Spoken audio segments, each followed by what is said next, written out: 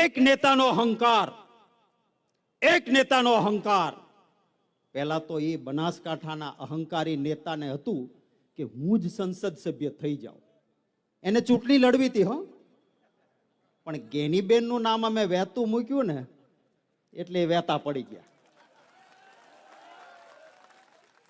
પછી એને એમ થયું કે ભાજપમાં બીજો કોઈ મોટો નેતા લડવા જાય ને એને ટિકિટે ભાજપની મળે તો મારા કરતા એ મોટો થાય તો એને ટિકિટ નહીં. મારું કીધું કરે કે ના કરે, આ બેનને ટિકિટ આપું, જીતવાનું તો નથી પણ શહીદ તો કરું. અરે કે છે ગલભા બાપાનું ઋણ ઉતારજો. મારે કેવું છે પહેલા તમે ઉતારો. ડેરીના ચેરમેન હટો, આ દીકરીને બનાવો ચેરમેન. અંગ્રેજીમાં કહેવાય છે ચેરિટી બિગિન્સ ફ્રોમ હોમ. સારી વાતની શરૂઆત એ જ કરી શકે જે પોતાના ઘરથી કરે. તો ગલભા બાપાનું ઋણ ઉતારવા પહેલા દીકરીને ડેરીના ચેરપર્સન બેસાડો, પછી બનાસકાંઠામાં કહેવા નીકળજો. અરે બેની સરખામણી થાય.